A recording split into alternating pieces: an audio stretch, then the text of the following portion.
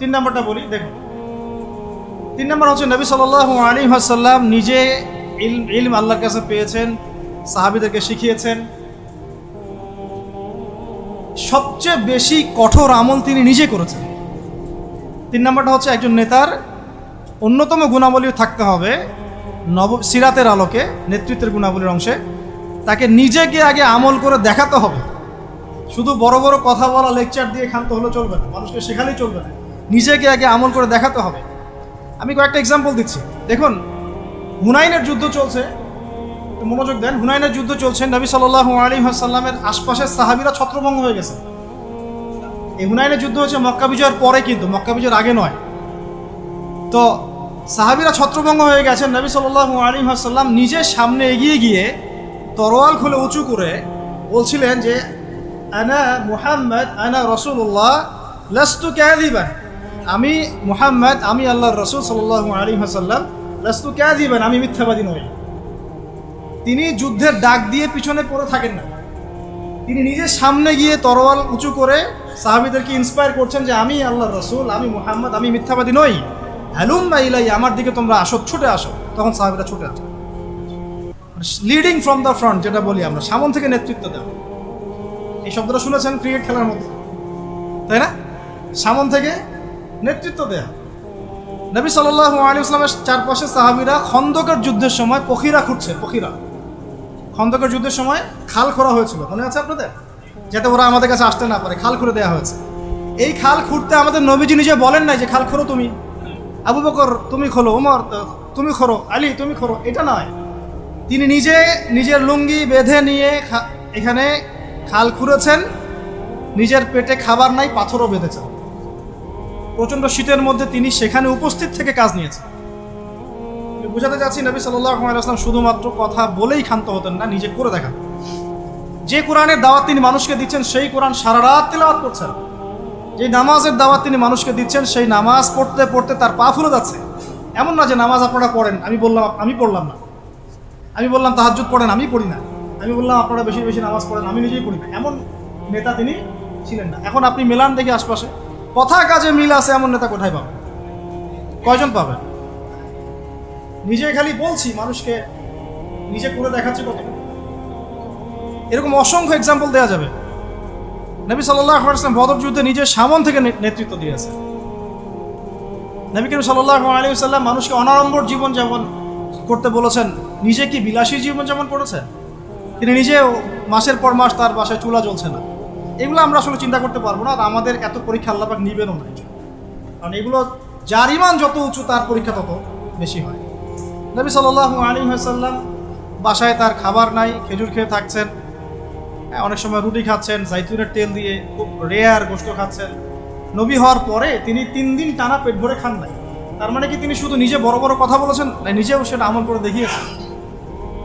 খেয়াল করে দেখেন, নিজে মানুষকে খালি বলেননি তোমরা দান সদকা করো, বরং যেই তার কাছে হাত পাতত তাকেই তিনি দান করে দিতেন। দান করতে করতে করতে এমন একটা অবস্থা, ঘরে আয়েশা রাদিয়াল্লাহু আনহা থেকে শুরু করে অন্য স্ত্রীদের কারো ঘরেই কোনো খাবার নাই। ঈদের দিন তার ঘরে খাবার নাই। আয়েশা রাদিয়াল্লাহু আনহা বলছেন যে ইয়া রাসূলুল্লাহ, কিছু দিয়ে যান, আমরা ঈদের রান্নাবান্না করব। নবীজি কিছু দিতে পারলেন না। সুবহানাল্লাহ, সাল্লাল্লাহু আলাইহি ওয়াসাল্লাম। তিনি চলে গেলেন ঈদের নামাজ পড়াতে। ঈদের নামাজ পড়িয়ে বাসায় এসে দেখলেন রান্নাবান্না হচ্ছে, মাশাআল্লাহ, সবার ঘরে রান্না হচ্ছে। তো তিনি জিজ্ঞাসা করলেন খাবার কোথেকে আসবো?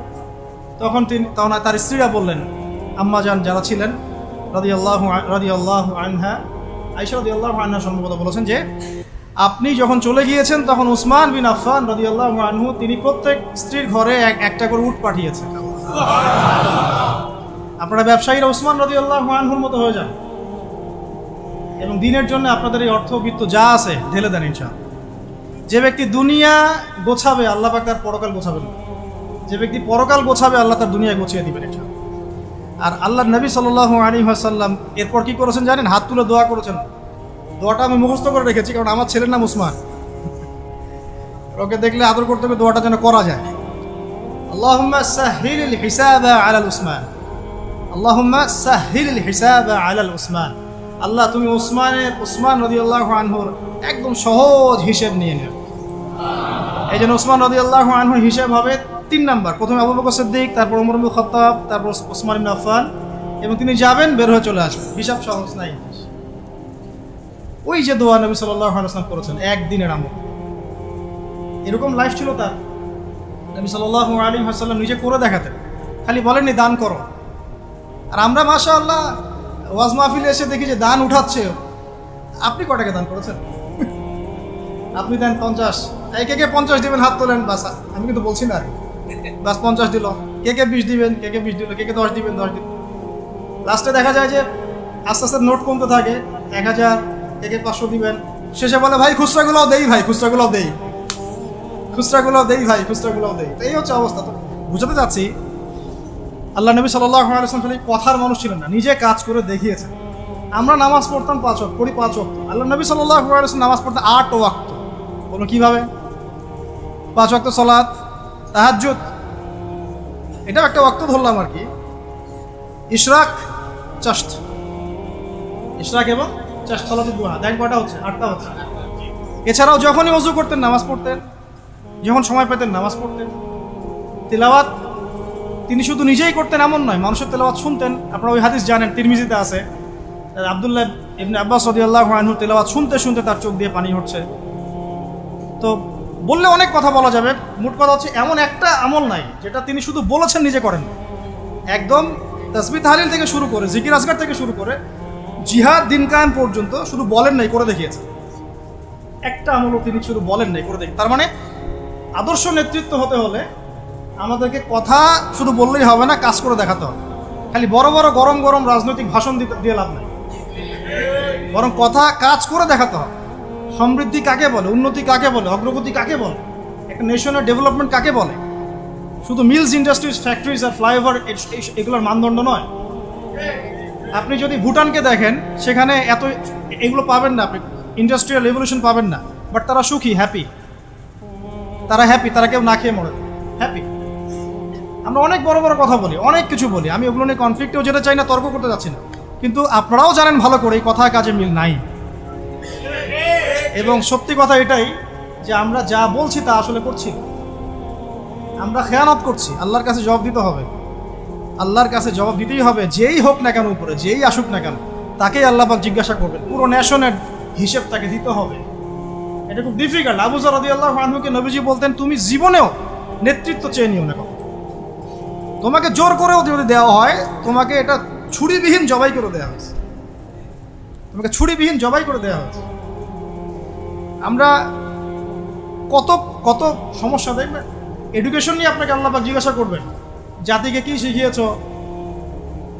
হ্যাঁ, ইসলামের খেদমত নিয়ে জিজ্ঞাসা করবেন, অর্থনীতি নিয়ে জিজ্ঞাসা করবেন, তোমার জাতিকে সুদমুক্ত করতে পেরেছিলে কিনা। আপনাকে আল্লাহ পাক জিজ্ঞাসা করুন প্রশাসনিক বিষয়গুলো নিয়ে, সততার সাথে প্রশাসন চালিয়েছো কিনা, না দুর্নীতি করেছো, কখনো ঘুষ খেয়েছিল কিনা, কখনো কি কলমের খোঁচায় কোনো মাজলুমকে শাস্তি দিয়েছো কিনা, কেউ জুলুম করে নাই তাকে শাস্তি দিয়েছো কিনা। এক একটা হিসাব না দিয়ে কেউ পার পাবে না। বিশ্বাস করেন, আমি যে এই যে উসমান রাদিয়াল্লাহু আনহু হিসাবে কথাটা বললাম না, তার আগেও দুটো লাইন আছে হাদিসের মধ্যে। আবু বকর রাদিয়াল্লাহু আনহুকে আল্লাহ নবীজি বলবেন তুমি সামনে যাও, কারণ আল্লাহ নবী সাল্লাল্লাহু আলাইহি ওয়াসাল্লাম সিজদায় পড়ে থাকবেন, আল্লাহ পাক তাকে যে তাসবিহ শিক্ষা দিবেন ওই সময় তিনি সেটা করবেন। ওটা আগেও কাউকে শিক্ষা দেন নাই, পরেও কাউকে শিক্ষা দেন। এরপর আল্লাহ পাক বলবেন যে তুমি মাথা ওঠাও, সাল তুতি, তুমি চাও তোমাকে দেওয়া হবে। নবীজি তখন চাইবেন ওই দোয়াটা যেটা তিনি দুনিয়াতে করেন নাই, আল্লাহ আমার উম্মত, আল্লাহ আমার উম্মত। হিসাব শুরু করো। হিসাব শুরু হওয়াটাই একটা চ্যালেঞ্জ, হিসাব শুরু না হওয়াটাই কিয়ামতের দিন আমাদের জন্য প্যানিক অবস্থা।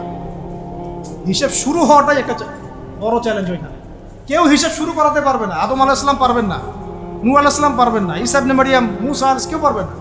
পরে আমাদের নবী সাল্লাল্লাহু আলাইহি ওয়াসাল্লাম এভাবে আল্লাহকে রিকোয়েস্ট করবেন, আল্লাহ হিসাবটা অন্তত শুরু করুন, তোমার বান্দারা কষ্টে, আজকে কষ্টে জর্জরিত। আবু বকর রাদিয়াল্লাহু আনহুকে আল্লাহ নবী বলবেন সামনে যাও। তিনি যেতে যেতে কান্নাকাটি শুরু করে দেন, হাউমাউ করে কান্নাকাটি শুরু করে দিন, ইয়া রাসূলুল্লাহ আমি তো অনেক পর ইসলাম কবুল করেছি, সেই কত বছর বয়সে, আমি কিভাবে আগে হিসাব দিতে পারি? কারণ আল্লাহ রাব্বুল আলামিন তাকে রহমতের পর্দা দিয়ে ঢেকে নেবেন। এবং বলা হচ্ছে যে আমাদের মুমিনদের উপরে আমভাবে নূর এবং রহমত দেওয়া হবে, কিন্তু আবু বকর সিদ্দিক রাদিয়াল্লাহু আনহুকে খাসভাবে নূর আর রহমত দেওয়া হবে, কারণ আল্লাহ নবী সাল্লাল্লাহু আলাইহি ওয়াসাল্লামকে খাস সাহায্য করেছেন আবু বকর। তারপর উমর রাদিয়াল্লাহু আনহুর পালা আসবে, ওমর ইবনুল খাত্তাব একইভাবে কান্নাকাটি করবেন এবং আল্লাহ রাব্বুল আলামিন তার নেকিগুলো দেখাবেন। নবী সাল্লাল্লাহু আলাইহি ওয়াসাল্লাম বলেছেন যে কেউ যদি আসমানের সমস্ত তারাকে একত্রিত করে, ওর মিসাল আর ওমর ইবনুল খাত্তাবের নেকির মিসাল হবে।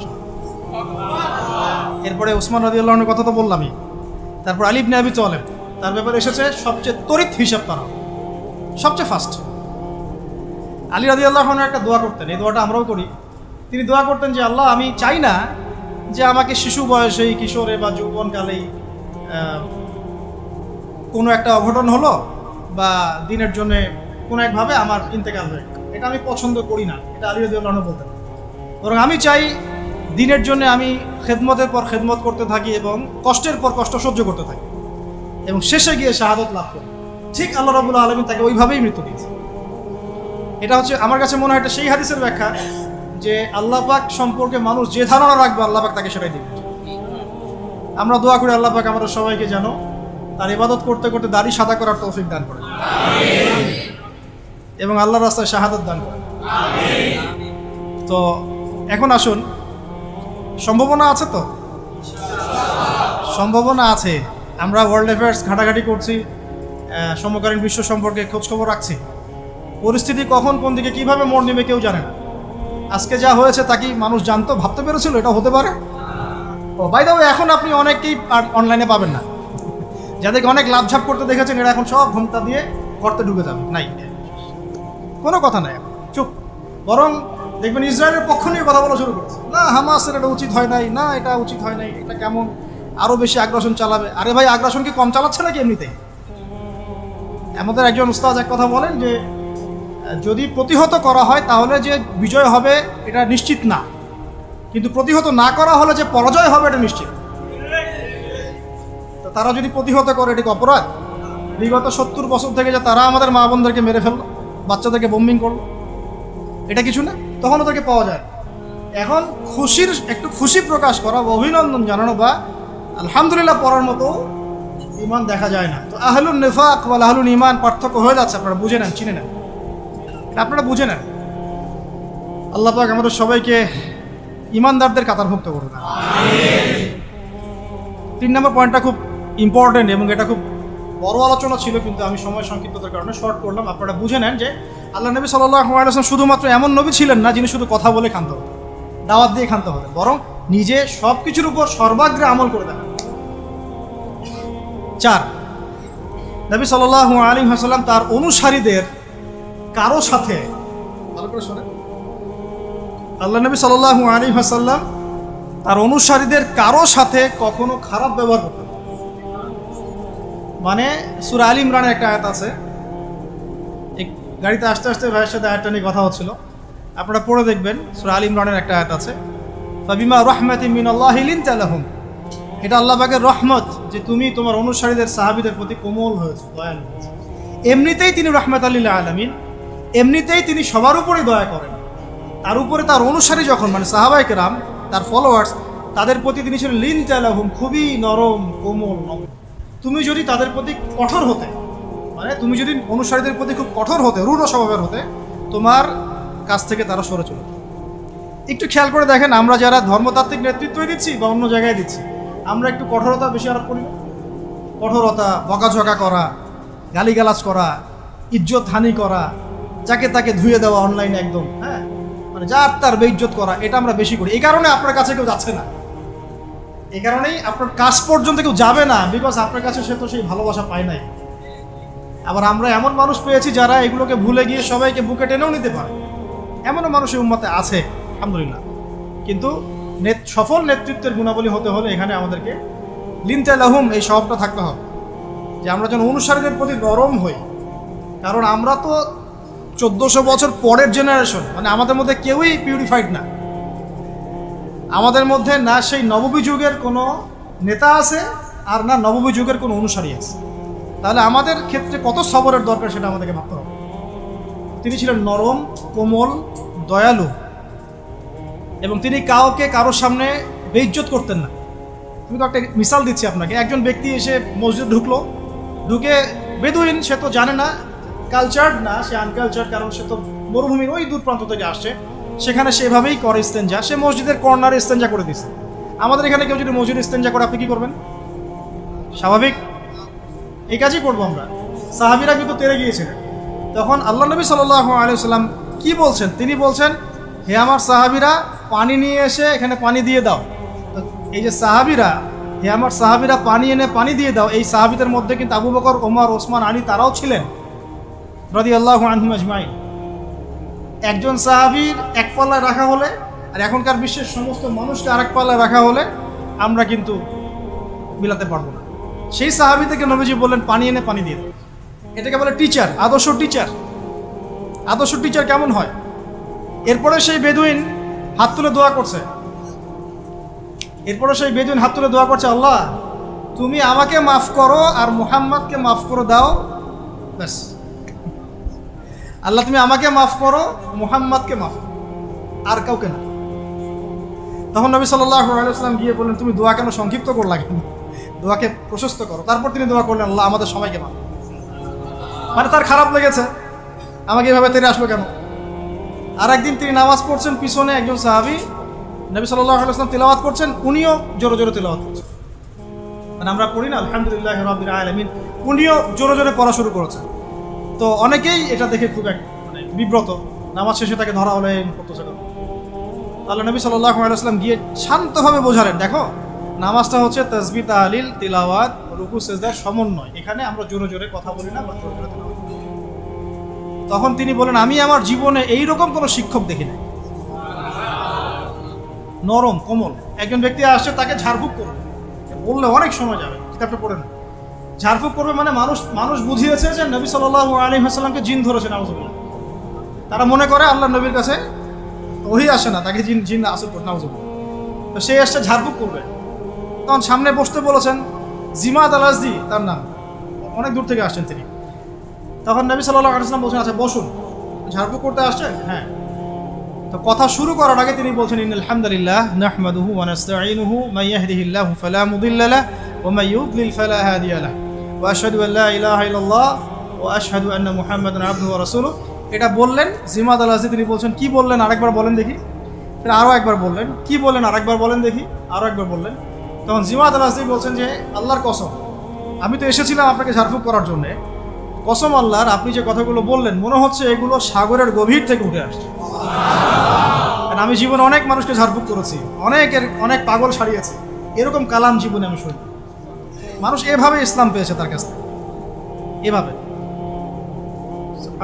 মানে এগুলো বলে আসলে ব্যাখ্যাও আমি করতে পারছি না। খালিদ বিন ওয়ালিদ রাদিয়াল্লাহু আনহু নাম শুনেছেন? ইসলামের এগেইনস্টে তিনি যুদ্ধ করেছেন, উহুদের যুদ্ধ, ইসলামের এগেইনস্টে। এবং উমরা, যে হুদায়বিয়ার পরের যে উমরা, তার আগ পর্যন্ত তিনি কিন্তু ইসলাম কবুল করেন নাই। উমরা করতে এসে নবী সাল্লাল্লাহু আলাইহি ওয়াসাল্লাম বলেছিলেন, একটা চিট করে লিখে দিয়েছেন, খালি একজনকে তারা লিখিয়েছেন যে কতই না ভালো হতো যদি খালিদ তুমি ইসলাম কবুল করতে, এতটুকু। তার ভাই এই চিঠিটা তাকে পৌঁছে দিয়েছেন। এই একটা সেন্টেন্স খালিদ রাদিয়াল্লাহু আনহুর কলিজার মধ্যে এমন প্রভাব বিস্তার করেছে, নিজের পায়ে হেঁটে গিয়ে মদিনায় ইসলাম কবুল করেছে। আমর ইবনে আস রাদিয়াল্লাহু আনহু তিনিও তার সাথে ছিলেন। আর আমর ইবনে আস রাদিয়াল্লাহু আনহু যখন বলছেন যে ইয়া রাসূলুল্লাহ, আমরা ইসলাম কবুল করতে আসছি, আমরা অনেক গুনাহ করে ফেলেছি জীবনে আপনার বিরুদ্ধাচরণ করে, আল্লাহর কাছে দোয়া করেন আমাদেরকে যেন মাফ করে দেন। এইভাবে তার ব্যবহার দিয়ে, তার চরিত্র দিয়ে, তার নম্রতা দিয়ে মানুষ ইসলামের প্রতি আকৃষ্ট হয়েছে। কারণ আপনি আর আমি যদি আমাদের প্রেক্ষাপটের সাথে মেলাই, তাহলে কি দেখতে পাবো? সত্যি কি সেই চরিত্র আমাদের মধ্যে আছে, সেই নম্রতা, সেই বিনয়? আমরা তো একজন আরেকজনকে মানে যা ইচ্ছা তাই বলতাম, যা ইচ্ছা তাই, মানে বাবা মা ভাই বোন জ্ঞাতি গোষ্ঠী আত্মীয় স্বজন কিচ্ছু বাদ নাই, গালিগালাজ করে। এগুলো ফাঁসে কি? এই কারণেই তো দিন বিজয় হচ্ছে না। শুধুমাত্র আমাদের সাধারণ মানুষের কথা বাদ দেন, যারা দিনের রিপ্রেজেন্টেটিভ, এইসব চেয়ার আমরা বসি, আমরা একে অপরের সাথে যে বিহেভটা করি, এটা তো সাধারণ মানুষ জানে না। আমি জানি, আমি আবু তোহা আদনান জানি কি বিহেভ করা হয়, কীরকম বিহেভ এই পর্যন্ত আমাকে সহ্য করতে হয়, যেটা আমি আসলে বলতে গেলে বেশি বলে ফেলবো, তখন আমার তাজকিয়া নষ্ট হবে। এই জন্য আমি চুপ আছি, বলতে গেলে বেশি বলে ফেলতে পারি। তবে এগুলো কোনোটাই নববী আখলাক না, এগুলো নববীতে আখলাক নাই। নবী সাল্লাল্লাহু আলাইহি ওয়াসাল্লামের সিরাত সুন্নাতের সাথে কোনো মিল নেই। এই কারণেই মানুষ দেখবেন আস্তে আস্তে কোনো ক্ষেত্রে আমাদের থেকে দূরে সরে যাচ্ছে। আর নবী সাল্লাল্লাহু আলাইহি ওয়াসাল্লাম অনুসারীদের প্রতি এত কোমল রহমদিল ছিলেন। সুবহানাল্লাহ, একজন সাহাবী একটা কুফরি কালিমা পড়ে আসছেন, তাকে প্রচণ্ড নির্যাতন করা হয়েছে, তার নাম আম্মার বিন ইয়াসির রাদিয়াল্লাহু আনহু। জোর করে একটা কালিমা আদায় করা হয়েছে, বল মুহাম্মদ ভালো না, বল মুহাম্মদ ভালো না সাল্লাল্লাহু আলাইহি ওয়াসাল্লাম। মার কিন্তু কঠিন জিনিস, এগুলো বললে অনেকে ইমান চাঙ্গা হয়, অনেকে ঠিক বলেন, দুটা মায়ের পিঠের উপর পড়লেই আর দেখবেন সব শেষ। কঠিন বিষয় এগুলো, খুব কঠিন। যাদের এইসব অভিজ্ঞতা নাই তাদেরকে সব বলেও লাভ নাই। যাই হোক, বাই দ্য ওয়ে, তো এই সাহাবী তখন বলে ফেলেছেন একটা কথা, মার সহ্য করতে না পারে বলে ফেলেছেন। আর কাঁদতে কাঁদতে দৌড় দিয়ে তিনি নবী সাল্লাল্লাহু আলাইহি ওয়াসাল্লামের কাছে গেলেন, কোথায় আল্লাহর রাসূল, আমাকে নিয়ে চলো, আমি তার পা চুম খাবো। সূরা নাহলে এই আয়াতটা আসছে সম্ভবত, না আসলে। তো একটা হচ্ছে এরকম যে যাদের মন ইমানে পরিপূর্ণ তাদেরকে যদি জোর করে এরকম কোনো কথা আদায় করা হয়, এতে তাদের কোনো ইমানের ক্ষতি হবে না। আম্মার বিন ইয়াসির রাদিয়াল্লাহু আনহু সম্পর্কে এরকম একটা আয়াত নাযিল হয়েছে।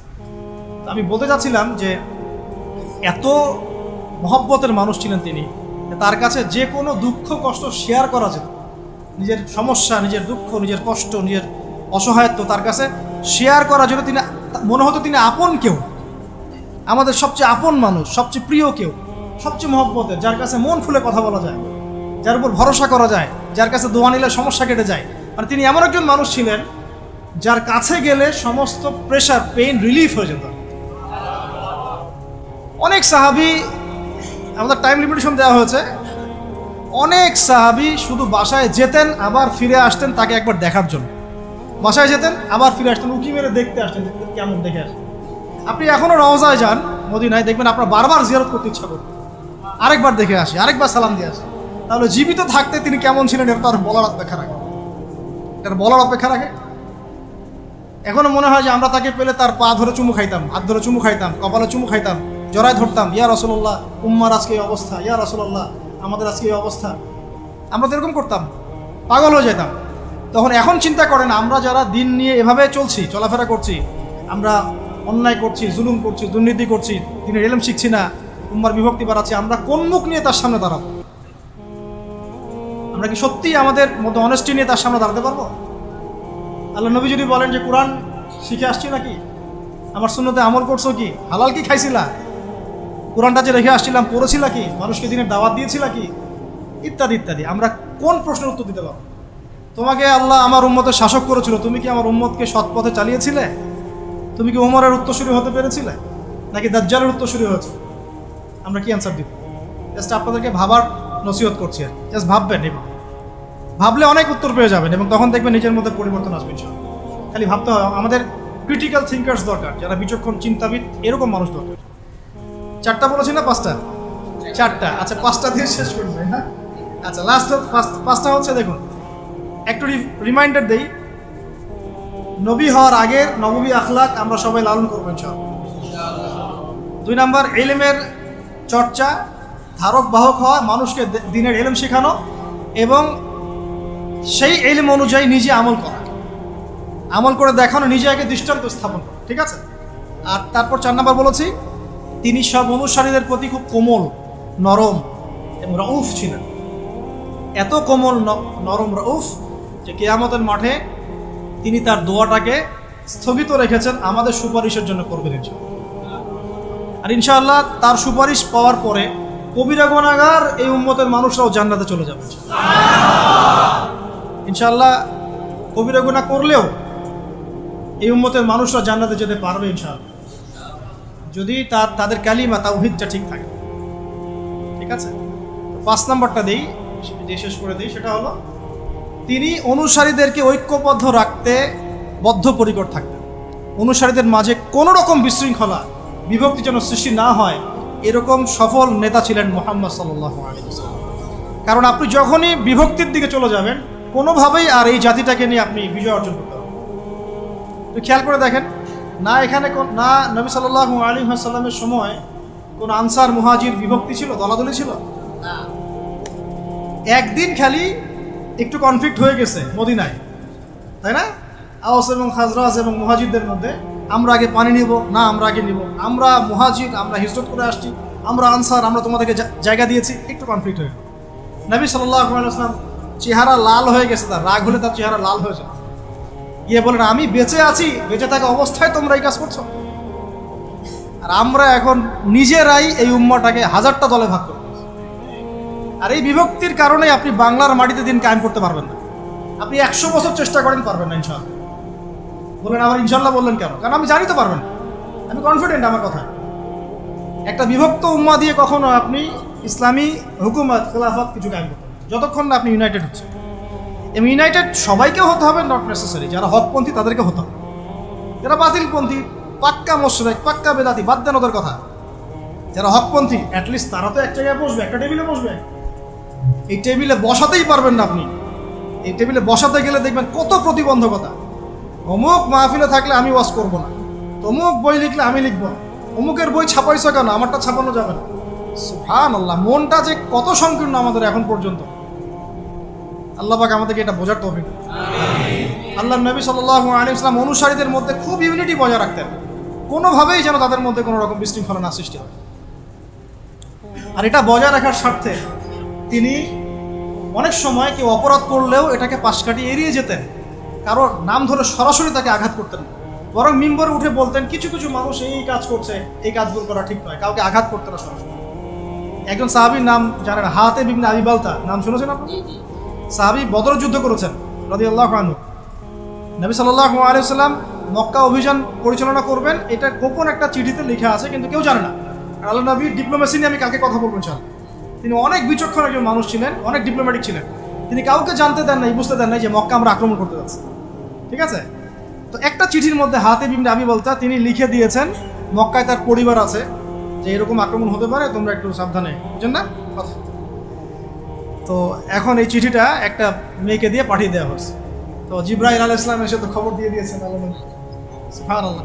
এবার আল্লাহ নবী সাল্লাল্লাহু আলাইহি ওয়াসাল্লাম আলী রাদিয়াল্লাহু আনহুকে বলছে, যাও ওই যে ওইখানে একটা মহিলা পাবা, ওকে ধরবা, যদি ও না দেয়, স্বেচ্ছায় না দেয়, ওর কাপড় খুলে হলো ওকে ওটা বের করবে। প্রয়োজনে এরকম ইনিশিয়েটিভ নেওয়া জায়েজ আছে শরীয়তে। আলী ইবনে আবি তালেব গিয়ে বলছেন যে দাও চিঠি দাও, হাতেব ইবনে আবি বালতা চিঠি দাও।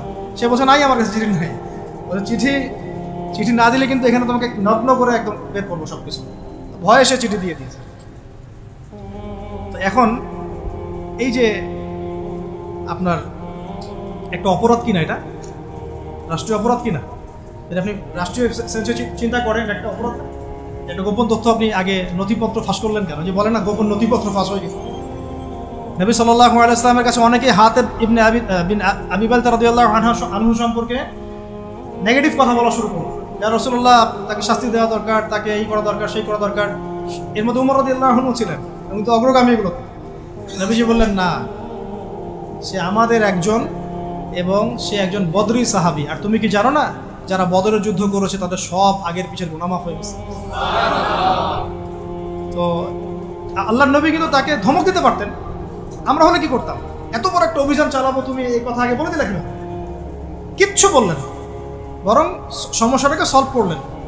আর হাতেব ইবনে আবি বালতা নিজেই বুঝতে পারলেন, ইস্তেগফার করতে লাগলেন। বরং তিনি কি করেছেন, তিনি সারা জীবন দোয়া করেছেন, আল্লাহ আমি যে সেদিন একটা অপরাধ করে ফেলেছিলাম, আল্লাহ আমাকে শাহাদাতের মৃত্যু দিও, যাতে করে আমার এই ঋণটা শোধ হয়ে যায়। আল্লাহ পাক তাকে সেই মৃত্যু দিয়েছেন। তিনি অনুসারীদের মাঝে ঐক্য রক্ষা করতেন, কাউকে অপদস্থ করতেন না, গালিমন্দ করতেন না, কারো দোষ সবার সামনে উন্মোচন করতেন না। আমাদের মধ্যে অনুসারী নেতা কারো মধ্যে এই নববী আখলাকটা নাই। আল্লাহ রাব্বুল আলামিন আমাদের সবাইকে এই নববী আখলাকগুলো অর্জন করার তৌফিক দান করুন। নবী সাল্লাল্লাহু আলাইহি ওয়াসাল্লামের নেতৃত্বের গুণাবলী সম্পর্কে আজকে আমরা 5-6টা পয়েন্টস আলোচনা করেছি। ইনশাআল্লাহ আগামীকাল আমরা আরও 6-7-8টা পয়েন্ট আলোচনা করবো ইনশাআল্লাহ। তো আপনারা সবাই আসবেন তো ইনশাআল্লাহ? ইনশাআল্লাহ। আমাদের 11টার মধ্যে শেষ করতে বলা হয়েছে, আমরা শেষের দিকে আসছি, দোয়া হবে ইনশাআল্লাহ। আর যদি কোনো প্রশ্ন উত্তর পর্ব থাকে সেটাও হবে ইনশাআল্লাহ আগামীকাল ইনশাআল্লাহ।